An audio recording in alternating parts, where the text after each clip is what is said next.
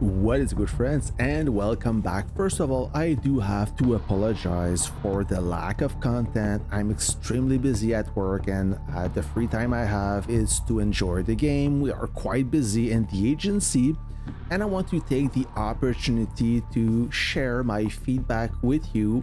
If we are in a conquest right now, it means that most of you are preparing entered the warm-up phase for the agency. This is the second time we play this conquest, and I noticed an evolution regarding the Navy. As you know, the agency, a few portion of the city happens in water. My first agency, we only had a little bit of fight in the water. This time there's more fighting, and if you want to enjoy your conquest fully, I have a few insights for you that I want to share. So listen up, this is important, because after the agency it will be New York, and after New York it will be Vancouver. Vancouver have the final capture in the water. So if your alliance is lacking in the Navy, you will struggle a little bit. First thing first, let's talk about the restriction. This is important. Right now we play in Gold 1 and all the Navy is limited to 9 stars. It's the same thing for Legendary 1 and Legendary 2.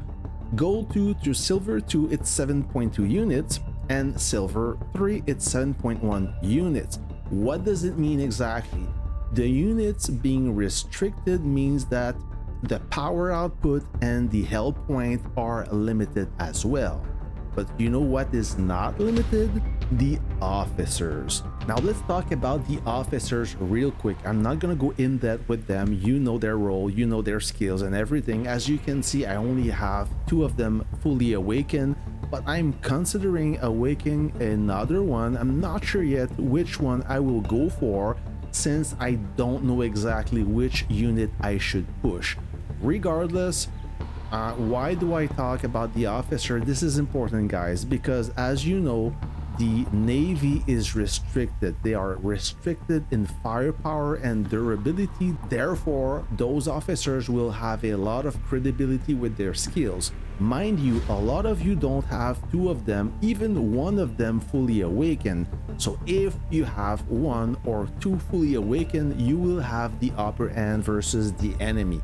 Okay, even if your unit is not really strong, the officer will have a lot of credibility on the battlefield.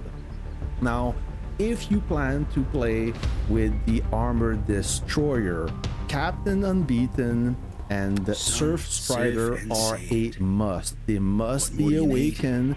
They will transform that unit. It will become unsinkable, because those are 2 shields officer, and since the enemy don't deal a lot of damage to your unit, the shield will last for a long time. Your unit will barely lose HP. Everything will be absorbed by the shield. And I think Captain Unbeaten have some HP regeneration or healing. So on top of it, that unit will heal back up, making it unsinkable. So the Armored Destroyer with those 2, with that pairing, is a great combo to tank bases. Okay? So all you have to do is run the Armored Destroyer, run a fleet with a lot of missile destroyer, and you will break down bases. You will sink bases one after the other without taking any damage. It's crazy. It's very difficult to cope with in Gold 1, and maybe in the lower battlefield it will be even worse.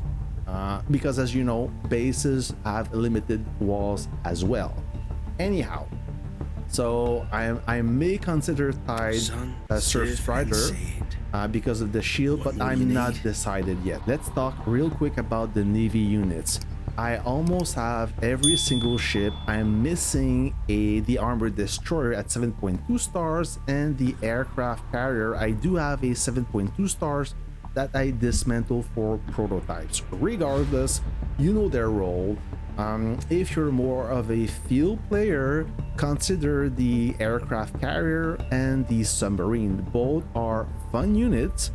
The aircraft carrier will yield a lot of kills as long as there's no anti-aircraft destroyer around that will shoot down your airplanes. Besides that, it's a formidable unit I didn't play with it yet, but a lot of commanders in my alliance that reported that they made a huge amount of kills. Okay, if you have to be behind your safe zone and the enemy is attacking bases, you will gain protection, you will benefit from the protection and knocking down those ships with the aircraft carrier. A lot of fun time, I guarantee you that.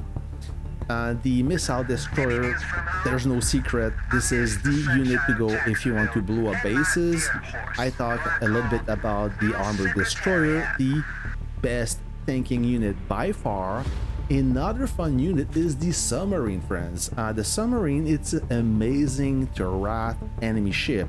You just stand there, you just chill out in the ocean undetected, and you ambush supply line, you ambush single ship, even small fleet. As long as you're running 5 or 6 submarines, it doesn't matter if there's a few weak units in your fleet, you will inflict a significant amount of damage and stay undetected. The enemy will have a hard time to find you and wonder what's happening.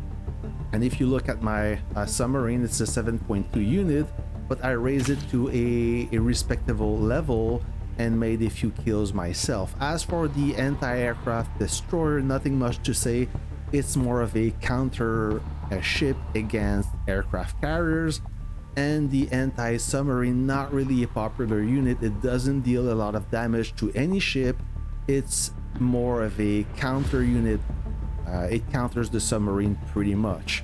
So all in all, friends, I'm telling you, if you fail to upgrade your navy, you're gonna pay the price later, because in the agency you have the option, but the next navy conquest after New York, it will be Vancouver. And Vancouver, like I said, a lot of strategic places will be on the water. So if you fail to upgrade your navy, you will not enjoy this conquest at all. So I'm not saying that you should buy every pack or anything, but maybe consider 1 or 2 ships and at least 2 officers. Gather or collect those free parts, those free upgrades, so you can keep up with the enemy and make sure that your navy is decent. It doesn't have to be extraordinary, but I've seen a lot of the commanders who, I will say invest, but I use this term loosely here, spend. The commanders who spend heavily on the navy are absolutely dominating the sea. They are unfreaking touchable. Okay, they're really tough to cope with. If you're fortunate enough to spend, I mean, you will give your enemy a hard time. There you have it, friends. I hope that my tips will help you enjoy this navy conquest. Prepare for a hard battle, and I'll catch you on the next one. See ya.